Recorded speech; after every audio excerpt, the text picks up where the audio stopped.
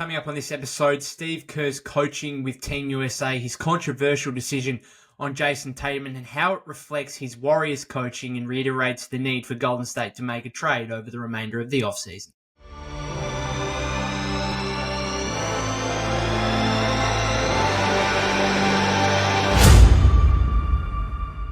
Welcome back to the Golden State with Mates podcast. Just wanted to spend this episode talking a little bit about Steve Kerr, particularly in relation to the Warriors roster and, of course, his coaching with Team USA at the Paris Olympics as we speak. So I get up early Monday morning. The game started 1:15 a.m. my time for America to take on Serbia in their opening game. A dominant win in the end, 110-84.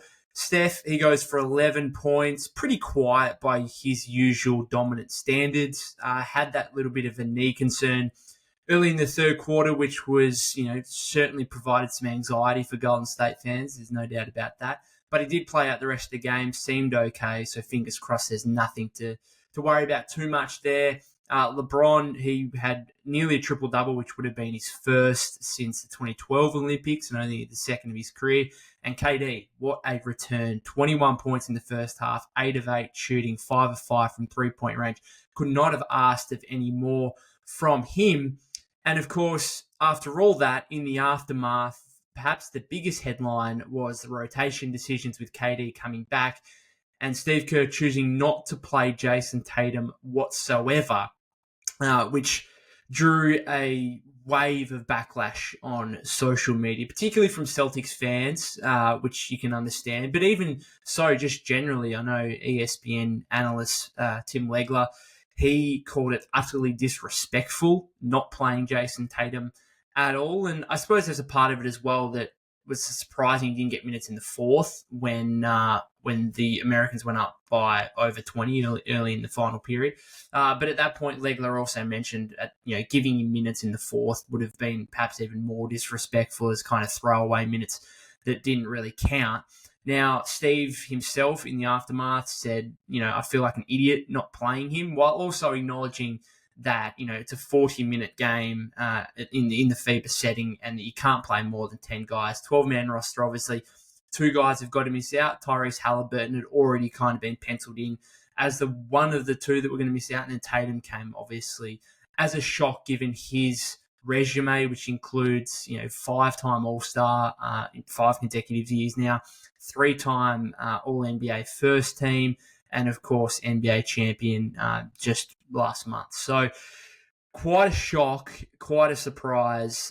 Plenty of people getting on Steve Kerr's case for this. And it's really an interesting one for me because I think as Warrior fans, we think that rival fans across the league are now starting to get a taste of how frustrating Steve Kerr's coaching can be at times, and in particular his rotation decisions. And I think a lot of fans outside the league, I think this is kind of an eye-opening moment for them because a lot of times I believe that rival fans kind of see the criticism and the frustration of Warrior fans and think to themselves, really? Like, you're complaining about a 4-time championship winning coach, all the success you've had, and you're complaining? Like, really? You're having a laugh, aren't you? And they look at what else is happening around the league, which is rightly so. Like, the amount of dysfunction going on around the rest of the NBA in terms of coaching and the often coaching merry-go-round that happens at almost all the other franchises. It's a bit rich sometimes for Warrior fans like us as Warrior fans to complain about Steve Kerr as much as we do, given he has been at the franchise now for 10 years. How many times do you get a guy coming in and being a head coach for 10 years straight and winning 4 championships? Like, you don't get that. And so then to complain about it, I think other rival teams see that as a bit rich given what else is going on around the league. But now with Team USA, I think those fans are getting an indication of how frustrating it can be to see Steve Kerr and some of his decision-making sometimes. And I think a lot of what's going on with Team USA right now can be reflected back to what happens with Golden State.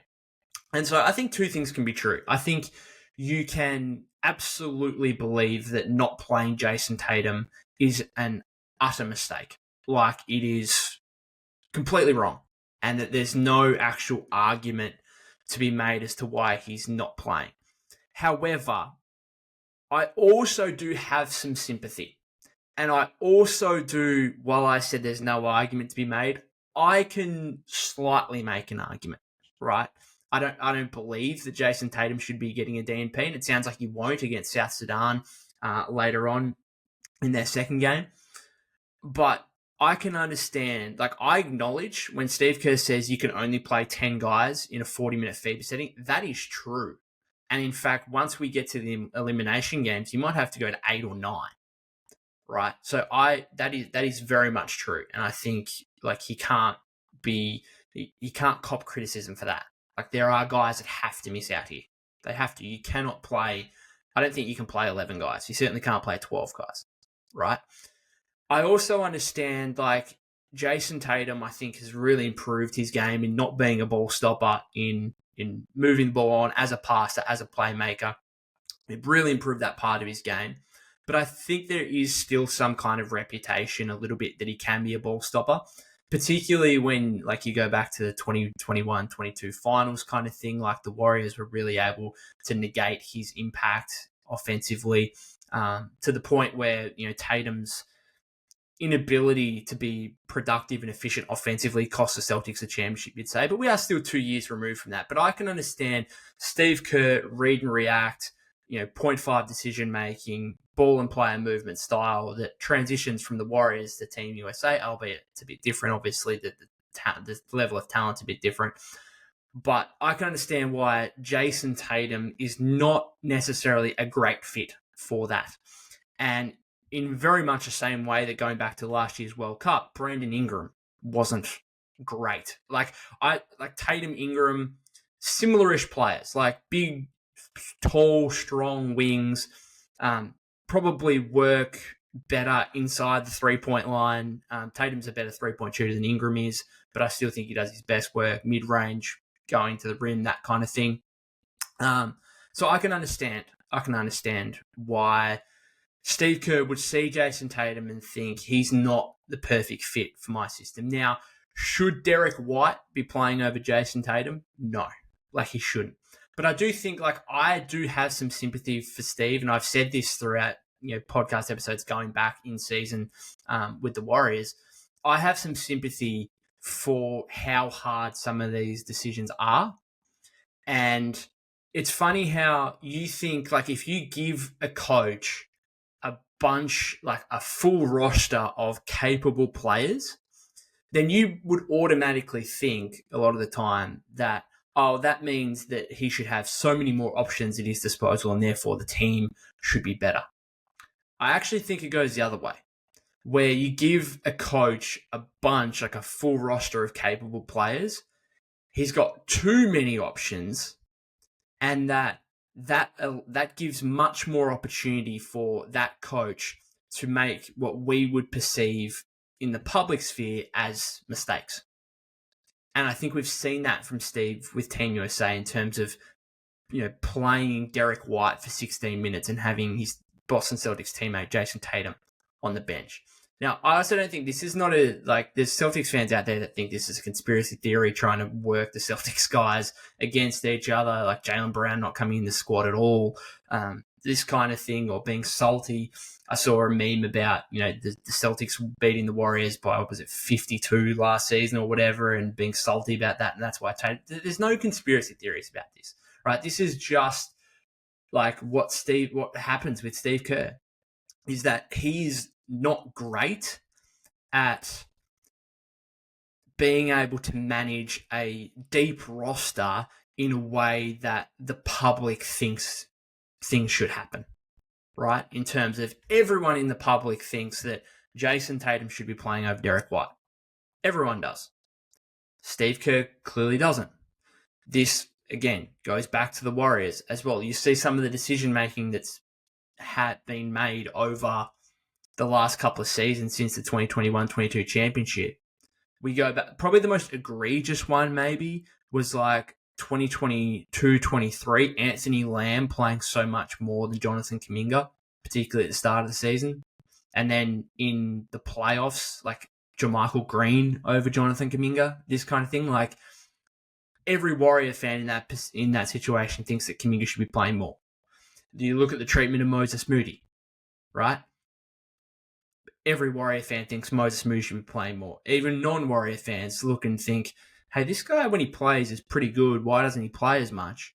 This is just what happens. And I think that Steve, again, is not great at managing deep rosters. And in terms of the Warriors, like, you look at not necessarily the 2022-23 season, but even more so last season, 2023-24, the Warriors had a deep roster, and that was their issue, is that it goes back, and I've spoken a lot about like the hierarchy of a roster and having a set starting five, top 7, top 8, and not having necessarily 12, 13 guys that can all play, and then the coach having to pick and choose rotations out of 12 or 13 guys. Because in that scenario, it is difficult. And that's why I have sympathy for Steve, is it is difficult in that scenario. Now, a lot of people would push back against that and say, well, hang on a second, in the Olympic setting, you are coach of the national team. Like, you should be up for that role. Or for the Warriors, like, Steve Kerr's getting paid $17.5 million, the most of any coach in the league next season. You're getting paid that amount to make these decisions, right? You should be up for it. But I have some sympathy for him in that scenario. Like, I think it is difficult, and you are not going to be able to please fans all the time, particularly when the team is not going so well. And that is why I found it difficult to see the wave of criticism that Steve got after that win against Serbia. Like, you won by 26 points. Like, I get it. Tatum should have played. I get it. You also won by 26. It's not like it was the South Sudan game where you were down by a heap and then you only just got over the line by 1. You won by 26. How much can you really criticize the coach in that scenario? Which is why, like, all the criticism of Steve from a Warriors perspective, it comes when the Warriors lose a game by double digits and Moses Moody's sitting on the bench and hasn't played a second. And then it's like, hang on. Well, this guy's not playing and we're losing. Like, you got to try something different. Like, he should be playing. And I just find it difficult that you can complain as much as we saw with around the Tatum decision when you win by 26. Now, you can still acknowledge it as a mistake, but I don't think you need to, like, dive in and go head first at the coach with waves and waves of criticism when the team was dominant, right? KD comes back, has 21 points in the first half. That obviously had to be someone that missed out. Should it have been Derek White or someone else over Tatum? Probably, but you won by 26, okay? And so, yes, in this scenario, you've got a star-studded team, right, in Team USA, where it's a deep roster of stars. But that also, like, translates again back to the Warriors, where you've got one superstar in Steph, a defensive star in Draymond, and then 10 to 12 guys who are all capable rotation players. And it goes back to the need for a hierarchy on the roster. And the Warriors don't have that currently entering next season. They've made a wave of good moves this offseason, bring in D'Anthony Melton, bring in Kyle Anderson, bring in Buddy Hield. Those 3 guys individually are all solid rotation players who are going to be valuable to the Warriors. But it does increase the issue of having too many guys. It does. And it reiterates to me the need for them to make a trade, whether it's a 2-for-1, 3-for-1 trade. And I just want to go back to, like, the 2021-2022 championship team with the Warriors, who were semi-deep. I think they had 10, 11, 12 guys that could play.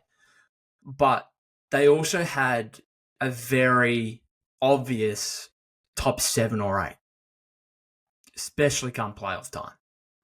So if you look at it, Steph, this was by minutes played, right? So the top 7 by minutes played was Steph, Wiggins. This is top 7 by minutes played regular season, sorry.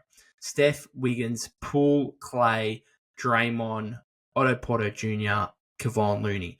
And then I think by season's end, come playoff time, like GP2 was the clear 8th man in the rotation. And you saw that in the playoffs. I think he played 16, 17 minutes a game in the playoffs, and no one else below him played more than 10. Right? So just a definite top 7 or 8. The issue with the Warriors is that since that point, you look at these guys outside Steph. Wiggins is worse. Poole was worse in the 2022-23 season, then got traded. Clay, I mean, I guess he's the same, but he's a diminished version of that kind of pre-2021-22, before the prior to injury Clay, we know that. Draymond just doing a couple of dumb things. Punches Jordan Poole to start and kind of ruin the 2022-23 season. Then obviously last season he has the Rudy Gobert and Yusuf Nurkic incidents. Otto Porter Jr. leaves in free agency. Looney is probably better in 2022-23, and then he's clearly worse in 2023-24. GP2 leaves in free agency, then is injured and hasn't been quite the same since as a result. So you've got a bunch of those guys essentially getting worse or not there at all. And then you've got young guys like Moody and Kuminga on the come up, where now they deserve minutes. Because I think, again, I don't think people were overly complaining about Jonathan Kuminga not being in the playoff rotation in 2021-22. Because if you're winning games and you got a young kid here who's 19, yes, he's a top 10 pick, but I think you can understand, like, we're competing for a championship. Like, we're winning games. We understand as fans why Kuminga isn't playing, why Moody isn't playing. Okay. But from year 2 onwards, when the team is like hanging around 500 for like a lot of the last 2 years, then why are you not playing those guys more? Why is, like, we're going into year 4 and like whether Moody's going to be in the rotation or not in his 4th season is still up for debate. Going back to how deep the roster is going into next season with the additions of Buddy Hield and D'Anthony Melton, who could, be in the rotation ahead of Moody. And then Kuminga, it takes to him essentially going to the media and complaining about Steve and saying he doesn't trust him anymore what was the quote? Doesn't have faith in his development or whatever. Takes that for Steve to kind of wake up and be like, okay, probably need to fix this. Probably should play this guy. JK starts playing a heap more, has a breakout second half of the season, averages over 18 points, over 54% shooting from the field. Right. There's no reason over these last 2 years that this should have been the case, where Anthony Lamb was playing over Kuminga, where Ty Jerome was getting heavy minutes. We can understand this if the team is winning, right? And they are playing really well and they're competing for a championship. But there's no point not playing the young guys who would be as good, if not better options as the veteran guys when your team is hanging around 500. Which again goes back to like the Tatum criticism. I don't think there should be as much of that because they won the game by 26 points, right?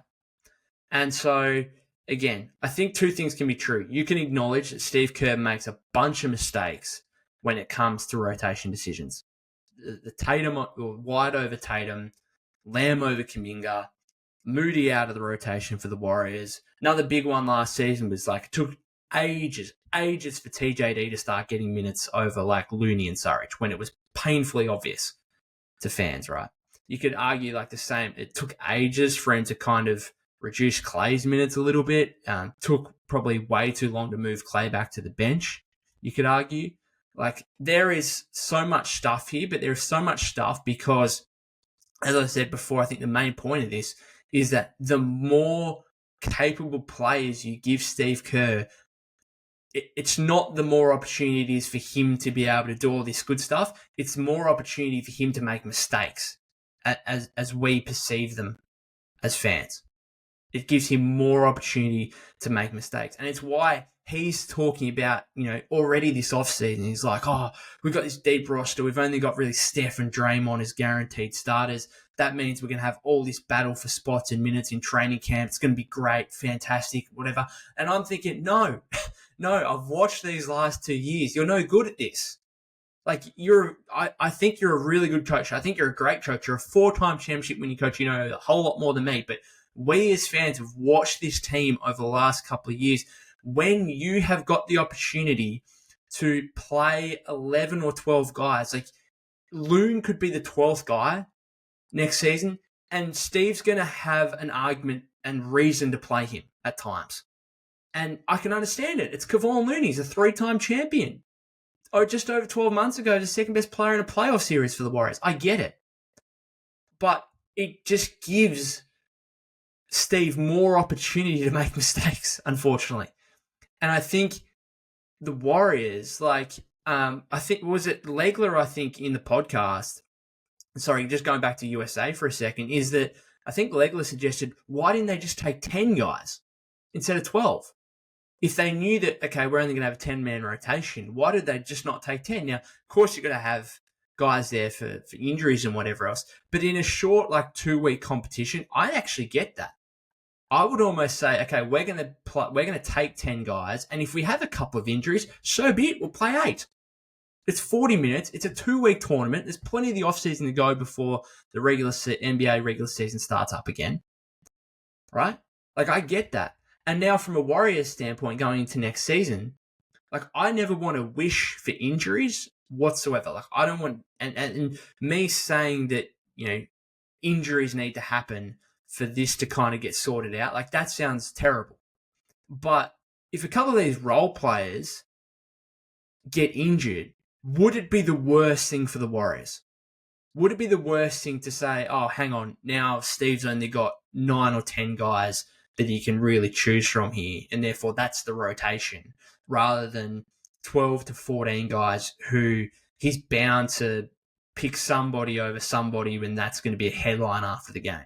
He's bound to play GP2 20 minutes and Moody's on the bench getting 0, and that's going to be a talking point after the game. I don't know. It's frustrating because it's both ways. It's acknowledging that Steve makes plenty of mistakes when it comes to this stuff, and it's also acknowledging that it's difficult, and I have sympathy, and it's not entirely fair.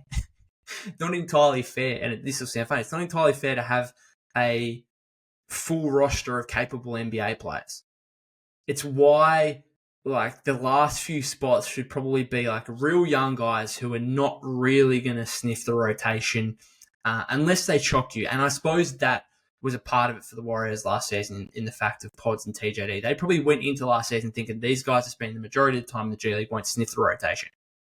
And those guys ended up, having impressive rookie years where they earn minutes and pretty much straight away too. But it also didn't help that the veteran players played at a really low level where it became painfully obvious that those two rookies needed to play more over the veterans. And Steve took a while to do that because he has so much trust and faith in those veteran players. I just wanted to, if you look at, I go back to the Warriors 2021-22 championship team and having a set top 7, top 8. Just wanted to go back to last season's statistics. So the Warriors had 11 guys last season who all averaged in excess of 16 minutes per game, right? 11 guys. The Boston Celtics, winners of the East, winners of the NBA title, obviously, they had 8 players. 3 less players play more than 16 minutes per game. That was obviously their starting 5, which is completely definite. Obviously, Horford will play if Porzingis is out. Horford's their obvious 6-man, and then Pritchard and Hauser. Clear, defined top 8. And there's no wiggle room around that. There doesn't have to be any other decisions made on the rotation. That is just the top 8. It just is what it is. And it's just obviously an excellent top 8. And then if you look at the Thunder as well, who win the West during the regular season, they also had 8 players. Only 8, averaging in excess of 16 minutes per game last season. So this is where the Warriors, and I know things like health and Draymond doing what he did last season, and potential mid-season trades and all that kind of stuff. They all impact this kind of statistic where you're looking at guys who have averaged a certain number of minutes. But I do think it shows the Warriors need a hierarchy here of some kind. The Warriors need to say, here's our 5, here's our 6th, 7th, 8th man. This is what we're rolling with, right? instead of having an entire season where things come and go, where guys jump in and out of the rotation, guys jump in and out of starting lineups. Just reiterates the need for me to make a trade. Because otherwise, again, as I said before, like, I don't want to hope for injuries. I don't want to. We don't want injuries to be a thing, right? You want to be fully healthy. But at the same time, this current roster, it wouldn't be the worst thing if a couple of these guys who, we as people in the public perceive as, 7th to 12th men on the roster, wouldn't be the worst thing if there's a couple of minor injuries at points throughout the season. And therefore, Steve's got less players to pick from, less opportunity to make mistakes, or what we perceive as fans as mistakes. So that's the biggest thing for the Warriors right now, is trying to find a definite starting lineup first and foremost, and a definite rotation where things are set out. We know what they're trying to do. We get it. We understand it, rather than all this mismatch of guys that come in and out of the rotation. It's what they need to do. And that's why, rather than, hoping that a few injuries come to make that happen, it really needs to be a 2-for-1, 3-for-1, heck, 4-for-1 trade if needed.